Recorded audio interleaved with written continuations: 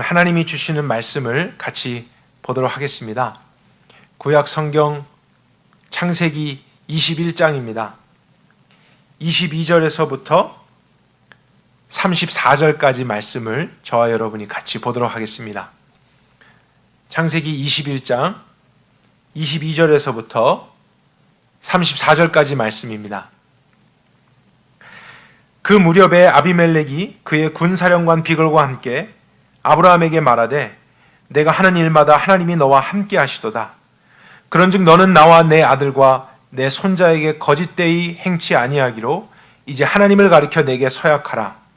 내가 내게 후대한 대로 너도 나와 너의 머무는 이 땅에 그렇게 하라 하니 아브라함이 대답하여 내가 서약하노라 하고 아비멜렉의 종들이 아브라함의 우물을 폭력으로 탈취한 일에 대하여 아브라함이 아비멜렉을 책망하며 아비멜렉이 말하되 누가 그리하는지 내가 알지 못하노라. 너도 내게 고하지 아니하였고 나도 역시 듣지 못하였더니 오늘에야 비로소 들었노라. 이에 아브라함이 양과 소를 취하여 아비멜렉에게 주고 두 사람이 서로 협약을 맺으니라. 아브라함이 7 암양 새끼를 떼에서 따로 떼어 놓으니 아비멜렉이 아브라함에게 묻되 이 7 암양 새끼를 따로 놓음은 어찌미냐 하니 아브라함이 대답하되 너는 내 손에서 이 암양 새끼 7을 받아 내가 이 우물 판 증거로 삼으라 하고 이렇게 두 사람이 거기서 서로 맹세하였으므로 그곳 이름을 브엘세바라 불렀더라. 그들이 브엘세바에서 협약을 맺음에 아비멜렉은 그의 군사령관 비걸과 함께 일어나 블레셋 족속의 땅으로 돌아가고 아브라함은 브엘세바에서 에셀나무를 심고 거기서 영원하신 하나님 여호와의 이름을 불렀더라. 아브라함이 블레셋 족속의 땅에서 여러 날을 지내었더라. 오늘 하나님이 주실 말씀의 내용입니다. 이 말씀을 위해서도 같이 기도하겠습니다. 하나님, 아브라함의 인생을 통해서 알게 하신 그 믿음의 비밀, 그 믿음의 영광, 우리에게 더 분명하게 알게 하여 주옵소서. 지난 수주일 동안 주님이 보여주신 것도 너무나 놀라웠고 또 감사했습니다. 하지만 앞으로 있을 얼마 안 되는 분량 안에서도 하나님이 우리를 위해서 예비해 주신 믿음의 축복이 있다면, 우리가 반드시 깨달아야 될 믿음의 비밀이 있다면 한 사람도 예외 없이 그것을 발견하고 또 그 믿음을 나의 것으로 소유하며 이 시대를 살아갈 수 있게 하여 주옵소서. 하나님의 말씀이 진리입니다. 우리를 진리 가운데 인도하시고 진리의 사람들이 다 될 수 있도록 축복해 주시옵소서. 예수 그리스도 이름으로 간절히 기도했습니다. 제가 오늘 말씀을 준비하다가 여러분과 예전에 주일 아침 창세기 성경 공부한 것이 생각이 났습니다. 그때도 아브라함에 대한 말씀들을 저희들이 깊이 나누었었는데요. 21장의 내용도 나누었었겠죠. 그게 벌써 2014년이더라고요. 그래서 제가 자료가 있을까 해서 오늘 본문의 내용을 어떻게 전했나 찾아보려고 했습니다. 그래서 컴퓨터에서 기록을 찾으려고 하는데 21장을 여러분과 나누긴 했는데 21절까지 아브라함과 사라가 이삭을 낳았고 또 이스마엘과 하갈에 대한 문제로 그들을 쫓아내는 이 부분까지는 자세하게 많이 나누고 22절부터 오늘 마지막 절까지 내용은 자료에 기록되지 않은 것을 발견했습니다. 왜 21장에 있는 이 내용은 정리하지 않았을까? 그것을 생각해 보다가 그때 일이 떠오르게 됐어요. 이삭을 낳은 사건이 너무나 크고 중요하게 보였고 또 이제 22장 아닙니까? 22장에 있는 믿음으로 이삭을 바치게 되는 그 장면도 너무 중요하게 보였는데 가운데 갑자기 등장한 것 같은 블레셋 왕 아비멜렉이 아브라함을 방문한 이 사건은 왜 여기에 이렇게 나오게 됐을까? 그것을 도저히 제가 깨닫지 못하고 또 그 중요성에 대해서 깊이 생각하지 않아서 한 줄 정도로만 언급을 하고 이제 넘어갔던 생각이 떠올랐습니다. 근데 오늘 말씀을 전하기 위해서 다시 21장을 묵상할 때 참 그때 제가 어리석었구나 하는 생각을 하게 됐어요. 21장 오늘 본문의 내용 안에도 복음의 중요한 사실들이 너무 많이 있더라고요. 그리고 하나님께서 그 사실들을 통해 제 안에 믿음의 확신을 얼마나 크게 주셨는지 모릅니다. 그래서 저와 여러분 모두 우리가 말씀에 대한 선입견이나 우리 마음의 생각이 하나님의 그 진리의 능력을 가로막지 않도록 오늘도 어떤 내용이든지 기대하는 마음으로 또 하나님이 주실 것을 사모하는 마음으로 관찰할 수 있기를 원하고 또 받을 수 있기를 원합니다. 22절부터 내용을 한번 보도록 할까요? 그 무렵에 아비멜렉이 그의 군사령관 비골과 함께 아브라함에게 말했다. 이렇게 시작하고 있죠. 내가 하는 일마다 하나님이 너와 함께 하시도다. 그런즉 너는 나와 내 아들과 내 손자에게 거짓되이 행치 아니하기로 이제 하나님을 가리켜 내게 서약하라. 내가 내게 후대한 대로 너도 나와 너의 머무는 이 땅에 그렇게 하라. 아비멜렉과 아브라함이 대화를 나누는 장면이 시작됩니다. 지금 아브라함이 머물고 있는 장소는 가나안의 최남단 그랄 지역이었죠. 법적으로는 블레셋 영토에 해당되는 곳이었습니다. 본문에 우물에 대한 갈등의 문제가 있는 것을 보게 되면은 아브라함은 아마도 물을 찾아서 가나안의 이 남쪽까지 내려왔던 것 같아요. 유목민이다 보니까 짐승들을 먹일 풀과 또 짐승과 가족들이 마실 물을 구하는 것이 언제나 큰 도전이었을 것입니다. 그 가정의 가장으로서 리더로서 그런 염려를 하지 않을 수가 없었겠죠. 그래서 그가 그런 물을 찾다가 하지만 모든 것이 더 안전하고 풍족한 애굽으로는 내려가지 않고 가나안의 가장 남쪽 부분인 그랄 지역에 머물게 됐던 것. 우리는 이것이 아브라함의 믿음의 증거라는 것을 몇 주 전에 확인했었습니다. 왜냐하면 아브라함의 초기에는 비슷한 일이 있었을 때 하나님의 약속의 땅 가나안, 그것은 얼마든지 무시할 수 있는 것이었고 먹고 살 문제 때문에 애굽으로 급히 내려갔던 아브라함을 기억하고 있기 때문입니다. 그러나 비슷한 상황에서도 이제는 가나안을 함부로 버리지 않습니다. 그 땅이 좋아서 안 버리는 게 아니고 애굽 땅이 훨씬 더 좋습니다. 하지만 하나님이 약속하신 땅, 또 말씀으로 주신 땅, 하나님의 뜻이 이루어지는 그 현장이기 때문에 자신의 피로보다 하나님의 말씀을 더 지키고자 했던 믿음으로써 가나안에 계속 머물게 되는 아브라함을 보고 있는 것입니다. 그런데 그곳은 블레셋이 통치하는 곳이었고 블레셋 사람들이 상주하고 있었죠. 그들은 바다에서 활동했던 사람들이었기 때문에 거칠고 잔인하고 힘이 센 민족이었습니다. 이방인이었던 아브라함이 그들의 삶을 보면서 또 생활을 보면서 어떤 다름을 느끼고 또 두려움을 느꼈었던 것은 당연했을 거예요. 그래서 혹시라도 내 아내를 빼앗아가기 위해 남편이 나를 죽이면 어떡하나, 그런 연약함 때문에 아브라함은 또다시 자기 아내를 여동생이라고 속이는 거짓말을 하게 되었습니다. 믿음으로 가나안을 버리는 것까지는 하진 않았지만 여전히 연약한 가운데 있는 아브라함의 모습을 저희들이 발견하게 됐었죠. 그러나 사실은 그 아브라함의 거짓말 때문에 아비멜렉은 정말로 그가 아브라함의 여동생인 줄 알고 자신의 아내로 취하게 됩니다. 아브라함의 실수죠. 아브라함의 잘못이었습니다. 하지만 그럼에도 불구하고 여호와 하나님은 그 실수 가운데 간섭하시고 아브라함이 다 알지 못할 때도 앞서서 역사하셔서 그 문제를 해결해 주십니다. 어느 날 밤 아비멜렉에게 나타나셔서 그를 책망하시고 아브라함의 아내 사라를 빨리 돌려보내도록 하십니다.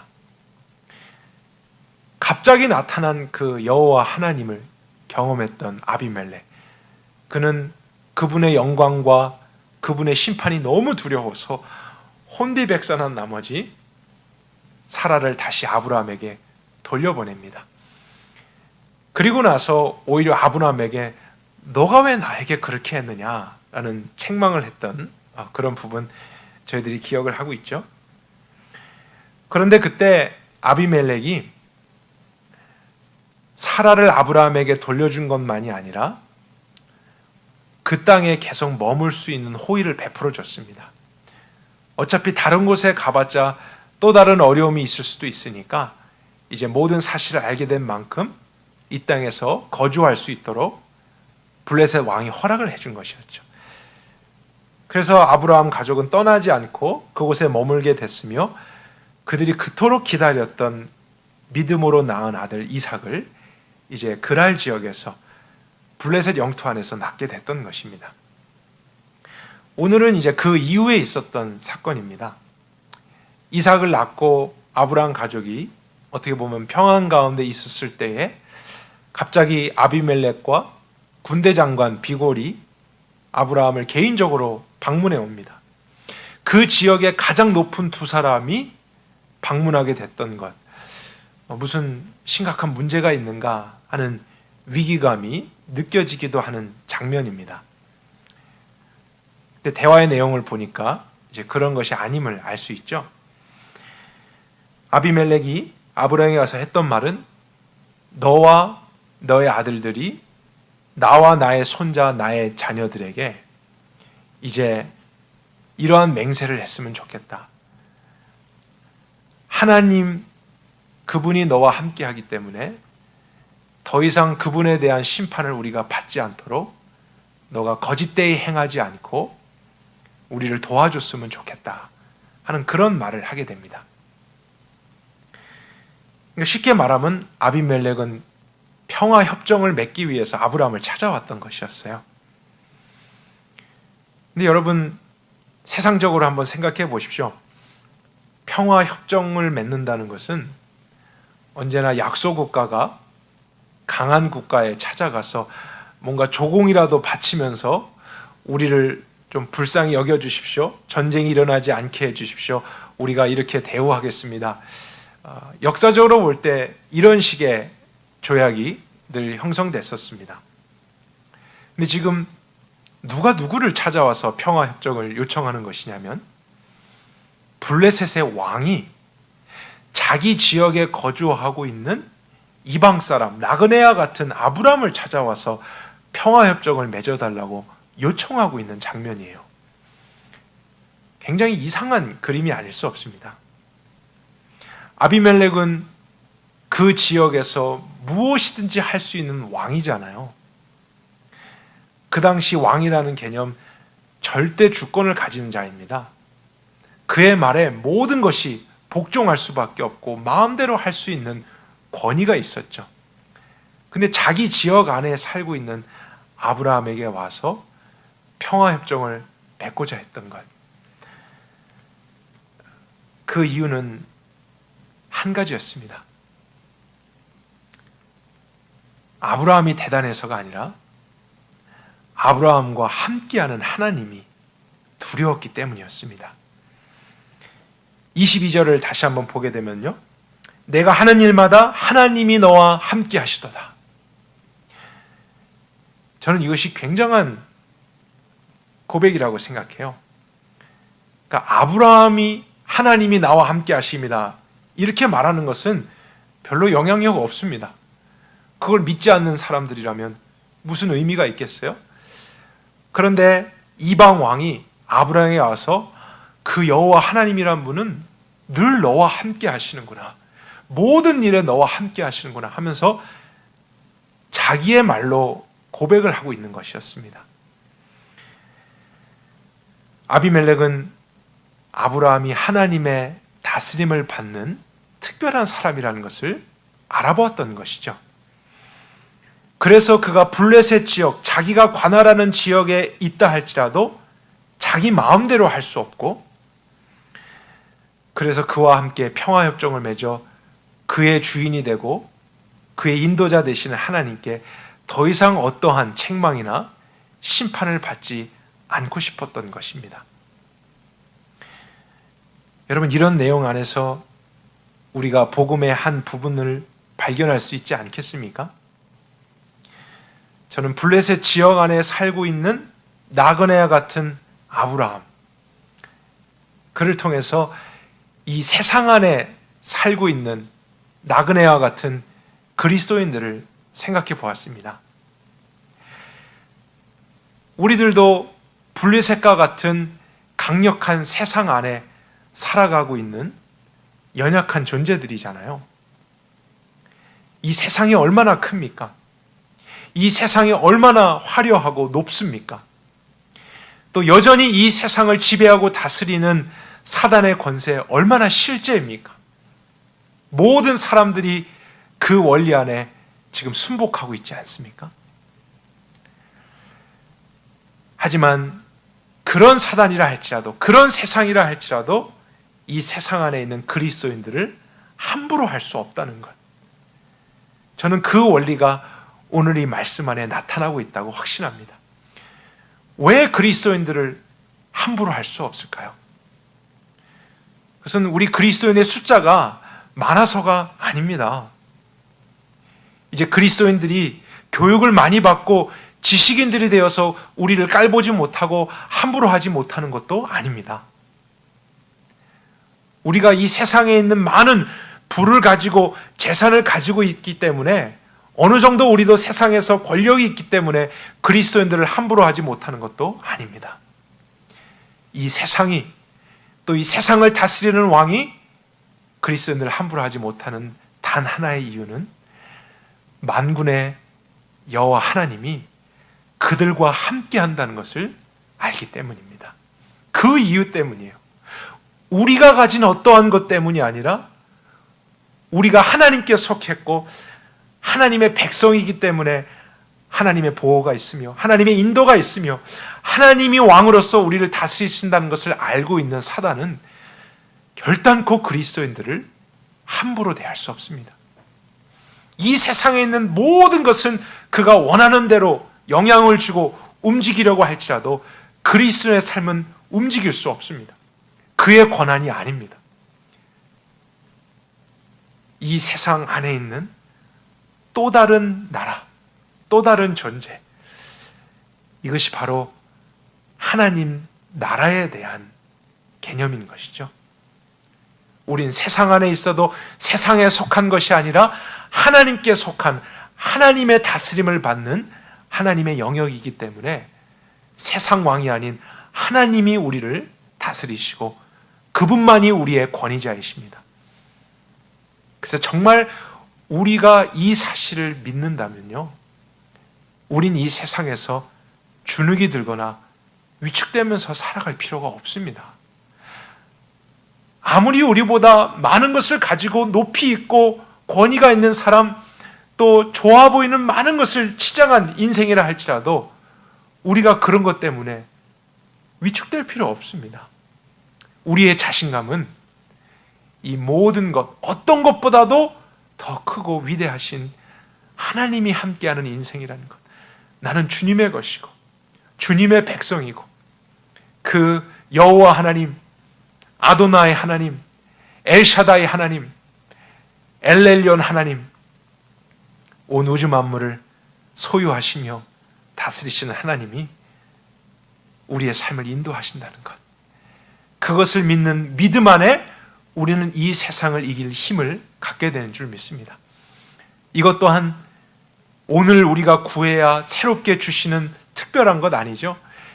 이미 예수 그리스도를 믿는 믿음 안에 우리에게 주신 영적인 사실들입니다.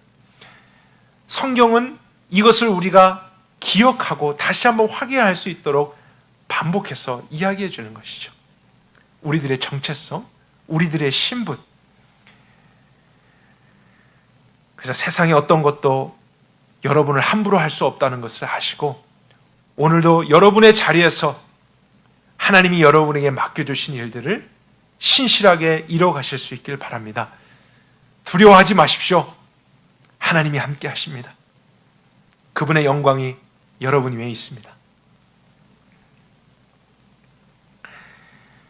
아비멜렉이 아브라함에게 그렇게 요청해서 왔을 때 아브라함이 24절 같이 대답합니다. 내가 서약을 하겠다. 그래서 그것을 이제 받아들이죠. 그런데 아브라함은 한 가지 불평을 하게 됩니다. 블레셋 땅에서 살고 있을 때에 그가 거기에서 우물을 이제 파기 시작했는데요. 블레셋 사람들이 억지로 와서 그 우물을 사용하지 못하게 한다거나 아니면 빼앗아가는 일들이 종종 있었습니다. 그래서 아비멜렉에게 이야기를 했죠.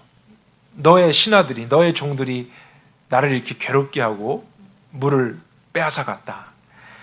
근데 아비멜렉은 진심인지 내가 누가 그렇게 했는지 잘 알지 못했고 오늘 그 얘기를 처음 들었기 때문에 내가 잘 몰랐다. 이제 이런 고백을 26절에 하게 되죠.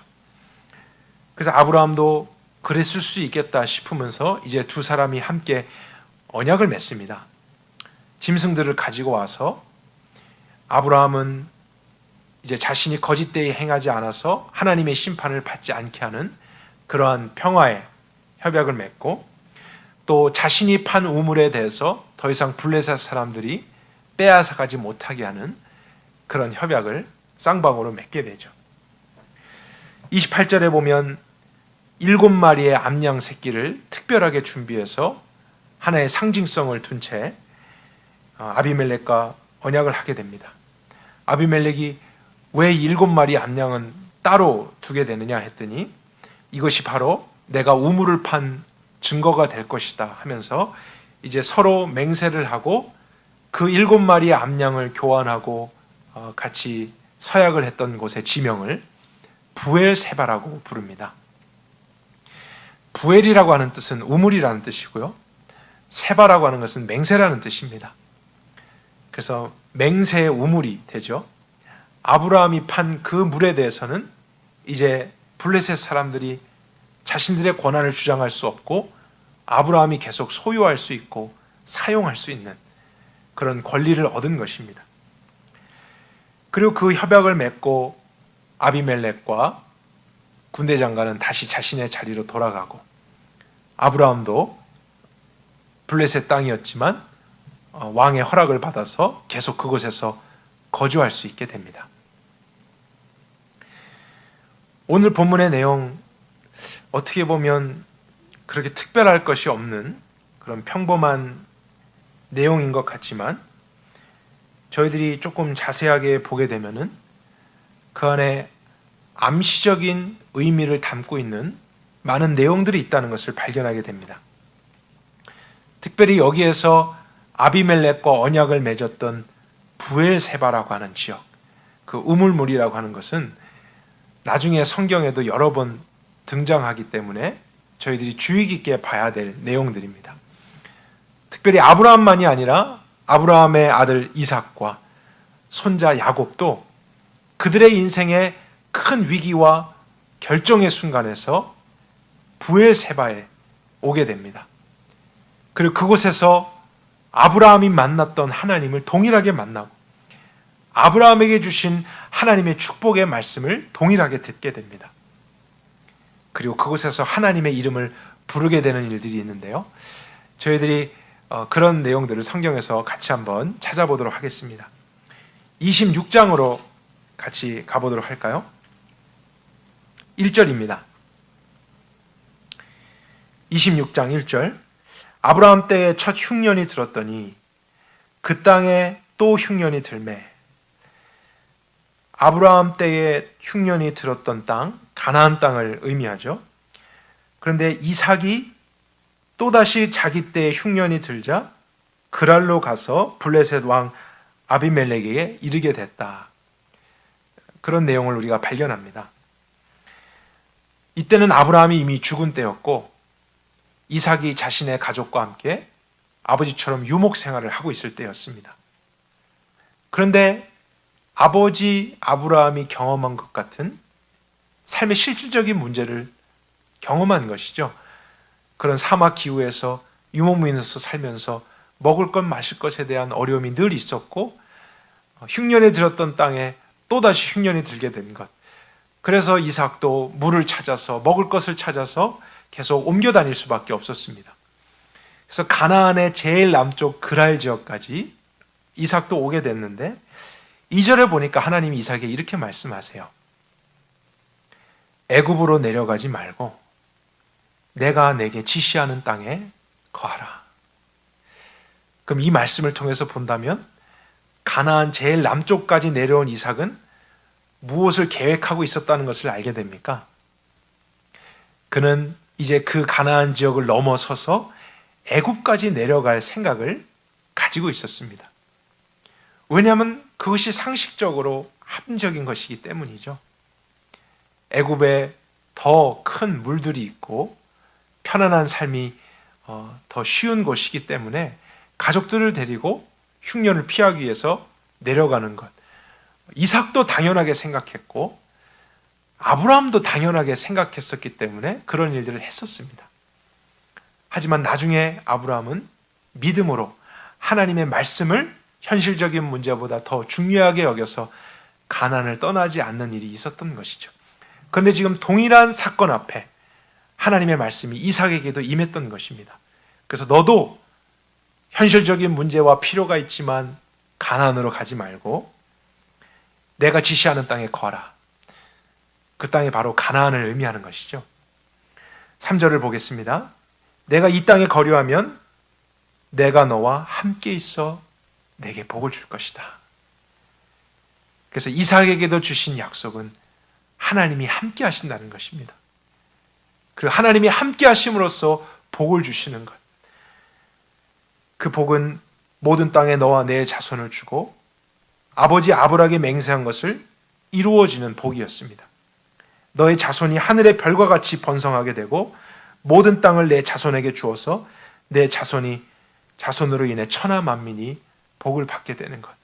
내가 이것을 너에게 약속해 줄 테니까 너도 애굽으로 내려가지 말고 이 땅에 남아 있어라. 하나님의 말씀이 이삭에게 임했습니다. 애굽으로 가느냐 가나안을 선택하느냐 그 기로에 서게 됐습니다. 근데 이때 이삭이 어떻게 했습니까? 그가 믿음으로 하나님의 약속의 말씀을 취하게 됩니다.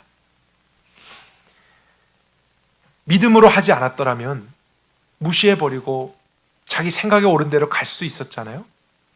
하지만 하나님의 말씀, 그것을 보여주는 것보다 더 좋은 것을 여기고 믿었을 때 이제 그 믿음의 결과로 순종하게 되고 순종한 후 하나님이 어떻게 하시는지 그것을 저희들이 순차적으로 보게 될 것입니다. 6절에 보면 이에 이삭이 그랄에 거하게 됐었죠. 여전히 가나안 땅입니다. 근데 그랄에 있을 때 17절로 가보겠습니다. 이삭이 그랄 골짜기에서 장막을 치고 거기 우거를 하고 있는데 놀랍게도 이삭이 그의 아버지 아브라함이 팠었던 우물들을 발견하게 됐고 그 우물을 다시 파게 되었습니다. 근데 이상한 사실은 아브라함이 죽은 후에 블레셋 사람들이 와서 그 우물들을 다 메워버렸습니다. 사용하지 못하게 했어요. 아비멜렉은 그것을 보호해 주겠다고 약속했지만 역시 세상 왕이라 그러든지 그 약속을 지켜주지 못했습니다. 하지만 하나님의 말씀에 따라서 아버지와 같은 길을 가게 됐고 아버지와 같은 곳에 도착해서 그 우물을 발견했던 이삭, 그 우물을 다시 파게 됐을 때 물이 나오기 시작했습니다. 물이 나오는 정도가 아니고 19절을 보니까 종들이 골짜기를 파서 한 샘의 근원을 얻었다라고 되어 있습니다. 여러분, 샘의 근원이라는 것은 물이 처음으로 시작하는 솟아나는 그런 장소입니다. 그래서 그 샘은 마르지 않는 것이죠. 그 곁에서 계속 거주하게 되면은 끊임없이 물을 공급받을 수 있습니다. 하나님께서 주신 그 축복, 그것이 무엇인지를 우리가 이 사건을 통해서 확인하게 됩니다. 그것은 아브라함이 경험했던 축복과 같은 것이었습니다. 현실적인 문제 앞에 우리 육적으로 살아가게 되는 방법이 있지만 하나님의 말씀을 그것보다 더 옳은 것으로 여기고 믿고 순종하는 자에게 하나님이 그를 지켜주시고 보호하시며 어떠한 상황에서도 그를 구원으로 인도해 주신다는 것. 이삭도 자신의 삶에서 개인적으로 그 하나님을 경험했던 것이었습니다.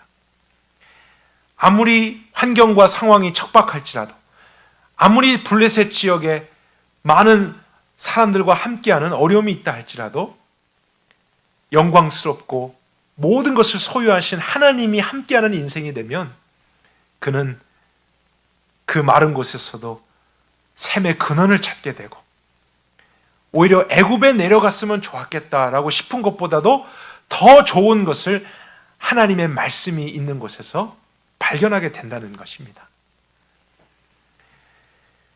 그래서 이삭은 아브라함이 팠던 우물에서 그 물을 마시게 되죠.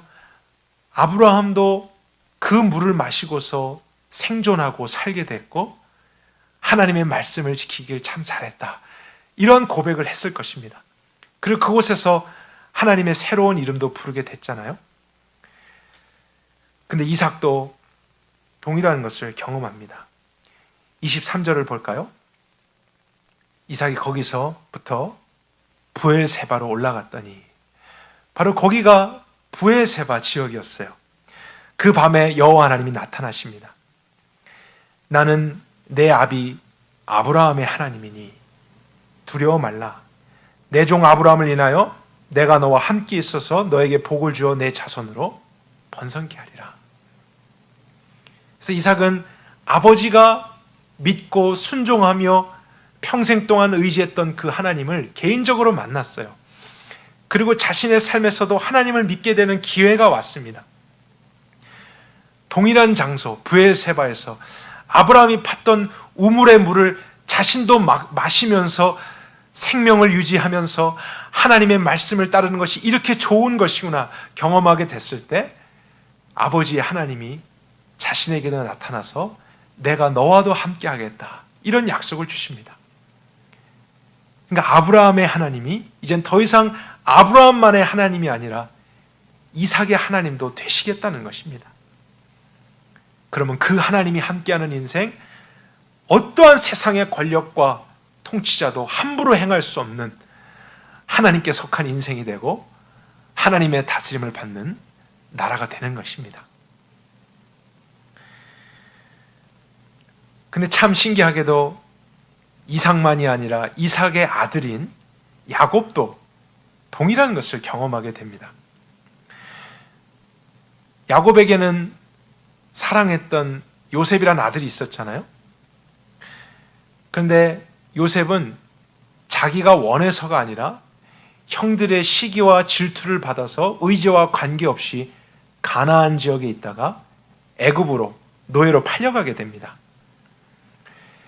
그런데 하나님께서 그 요셉과 함께 하사, 거기서도 하나님이 함께 하신다는 내용이 있는데요, 바로왕에게 인정받게 되고 높임을 받아서 애굽의 총리까지 되게 되죠.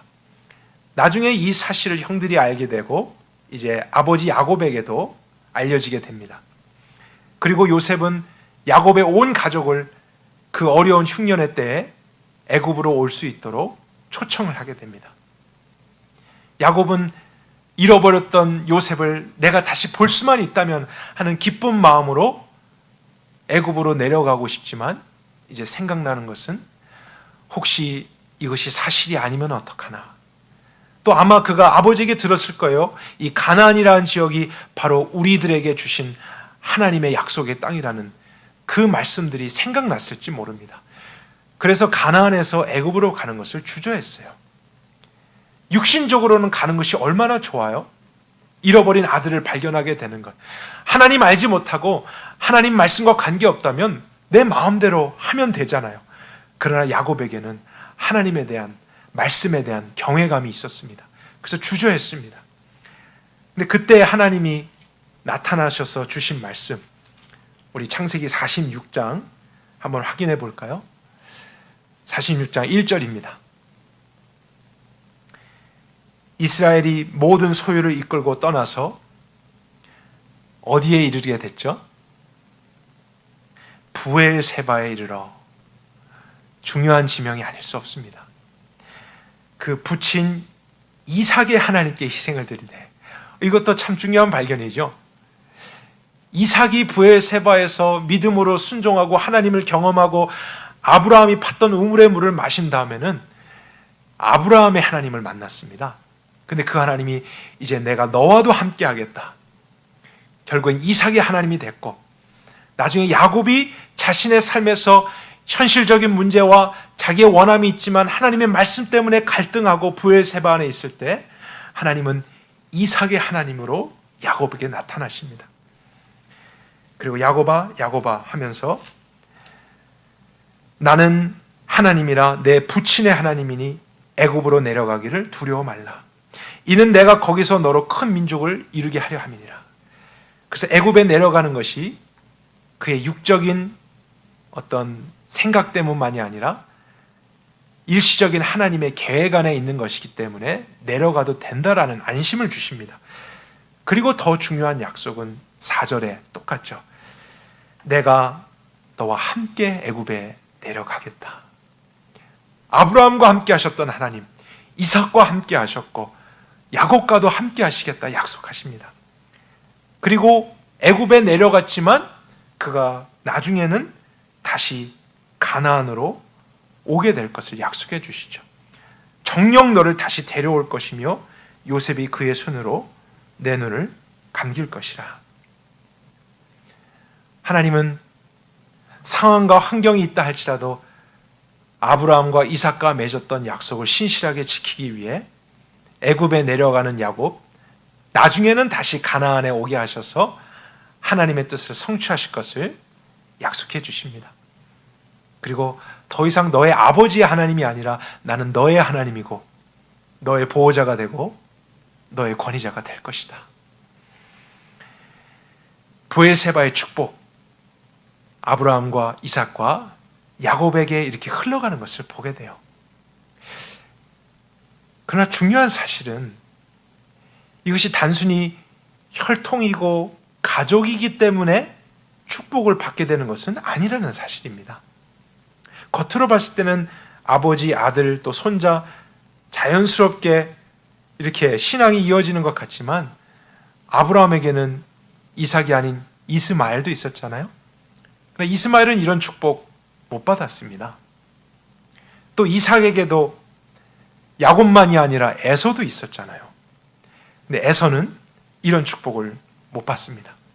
하나님의 함께 하시는 인생이 되지 않습니다. 그는 하나님의 말씀을 버렸기 때문입니다. 그러나 아브라함처럼 처음엔 하나님을 몰랐을지라도 그 하나님을 경험하고 삶에서 실질적인 문제가 부딪히고 나의 가치관이 충돌하는 순간 하나님의 말씀을 더 귀한 것으로, 하나님의 말씀을 더 옳은 것으로 여기며 그 말씀을 믿고 순종하는 자에게 하나님은 구원해 주시고 그의 삶을 계속해서 영원으로 인도해 주신다는 것, 이것이 부엘세바에서 주신 하나님의 약속이었습니다. 그리고 아브라함이 마셨던 그 우물을 이삭도 마시면서 살게 되고 이삭이 경험했던 그 축복으로 야곱도 살게 되고, 결국에는 이 축복이 어디로까지 흘러가는 것입니까? 오늘날 예수 그리스도를 믿는 모든 자, 그래서 아브라함같이 그 믿음을 소유하며 하나님의 백성이 된 모든 자들에게도 하나님은 이런 축복을 주시겠다고 약속하신 것입니다. 그렇기 때문에 오늘 21장에 부엘세바에 대한 약속, 또 아비멜렉과 아브라함이 했던 그 언약의 사건은 단순한 사건일 수가 없습니다. 우리를 위한 복음의 메시지가 그 안에 너무나 선명하게 있는 것이죠. 하나님은 아브라함의 믿음과 함께 그 구원이 모든 믿는 자에게 보장될 것을 약속해 주셨습니다. 믿음으로 말미암은 자는 믿음이 있는 아브라함과 함께 복을 받을 것이니라. 너희가 그리스도께 속한 자면 곧 아브라함의 자손이요 약속대로 유업을 이을 자니라. 단순히 혈통적인 이스라엘이 아니라 아브라함과 이삭과 야곱으로 이어지는 자연스러운 계보가 아니라 믿음의 계보입니다. 상황의 현실적인 문제 앞에서 내 육적인 감각대로 내 생각과 나의 옳음으로 살지 않고 하나님의 말씀과 뜻을 쫓아서 무엇이든지 순종하려고 하는 자, 하나님은 그 순종하는 믿음을 구원으로 인도해 주신다는 것입니다. 아브라함도 그랬고 이삭도 그랬고 야곱도 그러했다면 여러분에게도 마찬가지인 것입니다. 하나님은 여러분에게도 그 구원을 오늘 보장해 주시는 거예요. 여러분이 블레셋과 같은 이 세상 안에 살면서 어떠한 위기를 만나든지 어떠한 두려운 일이 있든지 어떠한 필요가 있든지 여러분이 스스로 그 문제를 해결하고 나아가는 것이 아니라 그 가운데서 함께 하시는 하나님을 찾고 그분의 말씀을 가장 중요한 권위로 여기며 무엇을 말씀하시든지 순종하고자 발걸음을 내디디면 하나님은 부엘세바의 우물을 여러분에게도 허락하시는 것이죠. 아브라함이 팠던 우물을 여러분들도 발견하게 된다는 거예요. 그래서 그가 마시고 살고 그의 자녀도 믿음으로 마시고 살았던 그 물을 여러분도 마시면서 영원히 살게 되는 것. 그 하나님의 이름을 부르며 함께 그 믿음의 길을 쫓아서 우리가 이 땅에서부터 하나님 나라에서 저 천국에 이를 때까지 이 세상에는 어떤 것도 사단의 권세도 저와 여러분의 머리털 하나 상하게 하지 못하고 우리를 향해서 자신의 주장을 하지 못하며 함부로 해하지 못하고 영원하신 하나님의 보호 속에서 안전할 수 있는 인생이 되는 것, 다른 방법 아닙니다. 우리가 특별하게 더 무엇을 해서가 아닙니다.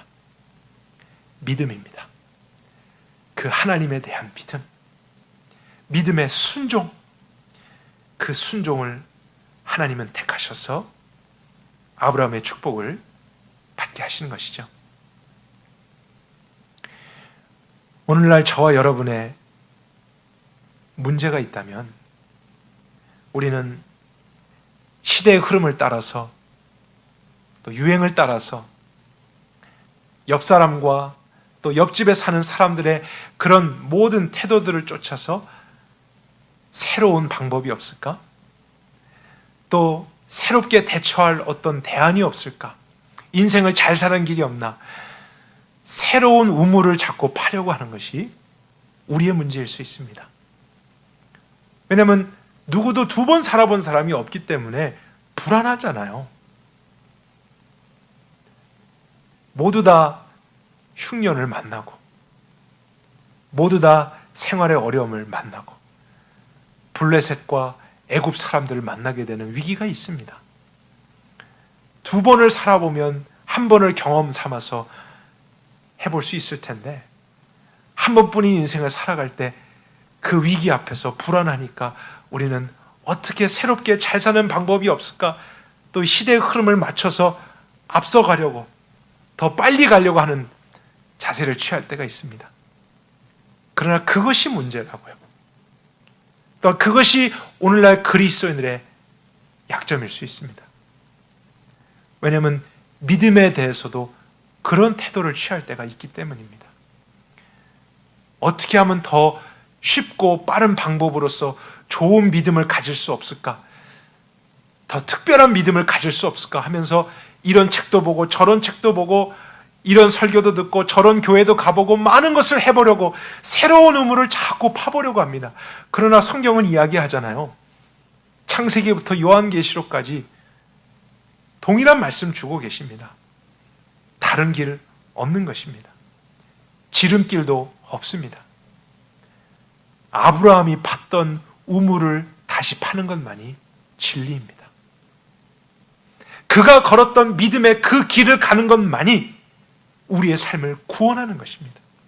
여러분의 가정, 여러분의 자녀, 여러분의 생활, 여러분의 앞으로의 영혼, 모든 문제까지도 다른 새로운 거 없습니다. 시대가 바뀌어도 똑같습니다. 아브라함이 팠던 부엘세바의 그 우물을 믿음으로 다시 파는 것입니다. 어떠한 상황에서든지 하나님의 말씀, 내 모든 감각과 경험과 지식과 세상의 흐름보다 하나님의 말씀, 그 권위 앞에 순종하는 자, 하나님 그들에게 맹세의 우물을 주십니다. 그 우물은 블레셋 사람에게 빼앗기지 않는 것입니다. 아브라함과 이삭과 야곱이 먹고 살았던 그 물, 예수 그리스도를 통해 우리에게 그 생명의 물을 주길 원하십니다. 오늘 여러분이 어떠한 자리에 있든지 하나님의 말씀에 귀를 기울여 보시길 바라요.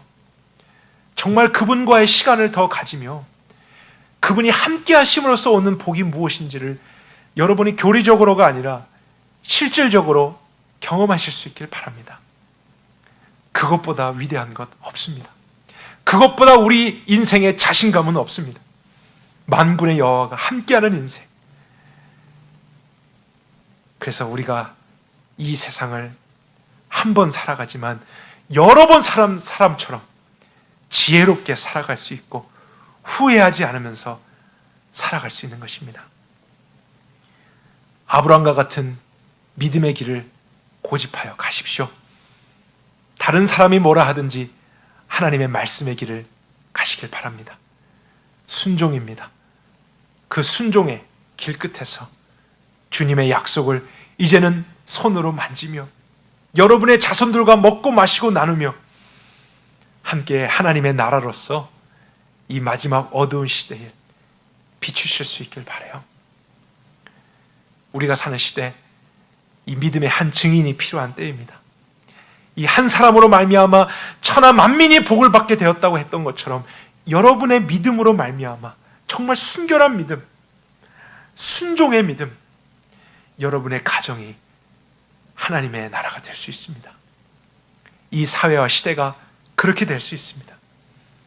하나님께서 오늘도 이 말씀을 통해 우리 가운데 그 확신을 주시고 우리 모두를 이 위기 가운데서 일으켜 주시길 바랍니다. 영원하신 하나님, 지존하신 여호와 하나님을 찬양합니다. 우리의 왕이신 하나님 찬양합니다. 함께 기도하겠습니다. 하나님, 오늘도 우리는 아무도 대신 살아줄 수 없고 우리가 한 번도 경험해 보지 못한 인생의 길을 걸어갑니다. 때로는 외롭고 너무 어두워서 세상에 있는 다른 것들로 문제를 해결해 보려고 하지만 여전히 힘들고 어렵다는 것을 경험합니다. 하지만 오늘 말씀에 근거하면 그러한 인생이라 할지라도 만군의 여호와가 함께하는 인생이 된다면 오히려 우리가 세상을 두려워하지 않는 정도가 아니라 세상이 우리를 먼저 두려워하고 사단이 우리를 함부로 하지 못하게 되는 하나님의 보호가 있는 인생, 구원의 인생이 된다는 것을 깨닫습니다. 하나님, 지금 저희들도 코로나 바이러스나 국가적인 사회적인 문제로 인해서 위축되고 많은 생활에 불편이 있지만 다른 길이 없다는 것을 깨닫습니다. 다른 우물을 파지 않겠습니다. 다른 새로운 방법으로 이 시대를 헤쳐나가려고 하기보다는 더 하나님의 말씀을 고집하고 더 하나님의 말씀에 대한 순종을 고집하고 믿음으로만 주님을 따라 하나님께서 이루시는 그 영광 보게 하여 주옵소서. 어려울 때일수록 늘 그리스도인들은 빛나게 되었던 것을 역사적으로 보았습니다. 이 시대야말로 그리스도인들이 빛을 발할 시대가 아니겠습니까?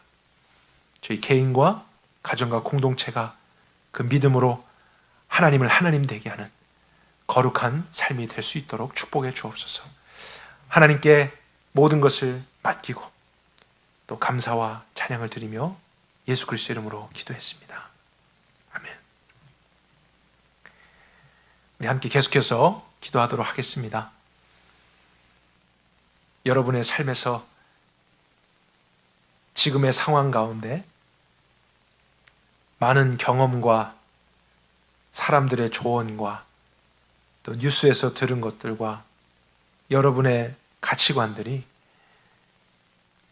여러분들을 분주하게 하고 빠르게 어디론가 이끌고자 할 수 있을 것입니다. 그럼 오늘 이 말씀을 우리가 진리로 생각해서 깊이 있게 한번 기도했으면 좋겠어요. 다른 길은 없다. 다른 우물을 파봤자 우리는 헛수고할 뿐이고, 아브라함이 팠던 그 우물, 이삭이 팠던 그 우물, 하나님 나도 그 물을 마시겠습니다. 하나님 말씀에 대한 순종, 오늘에서 나의 자리에서 이루겠습니다. 그런 믿음의 결단과 우리 자신을 위한 기도를 진실하게 드렸으면 좋겠어요. 또 우리 가정도 경제적으로 자녀들의 양육적인 문제나 또 사회적으로 많은 질문과 위기가 있을 수 있지만 오히려 더 하나님의 말씀 안에 우리가 안전하게 거하고 주님의 보호가 있음을 알고 온 가족이 더 자신감을 가지고 이 시대를 헤쳐나갈 수 있도록 우리가 부부는 부부끼리 또 부모와 자녀가 서로를 축복하면서 그런 격려하는 기도를 드렸으면 좋겠습니다. 또 공동체를 위해서도 함께 기도해 주십시오. 여러 가지 문제와 상황 속에 고통하고 있는 또 힘든 싸움을 싸우고 있는 우리 형제 자매들 생각해서 동일한 제목으로 기도해 주시고, 또 결국에는 이 문제가 종식되어야 되지 않겠습니까? 하나님이 긍휼을 베푸사 이 문제가 해결되고 또 저희들도 마지막 시대를 깨달은 것만큼 이제 정말 새로운 삶으로 모두 다 나아갈 수 있게 해달라고 하나님께 긍휼을 구하는 기도를 같이 드렸으면 좋겠습니다. 함께 기도하시겠습니다.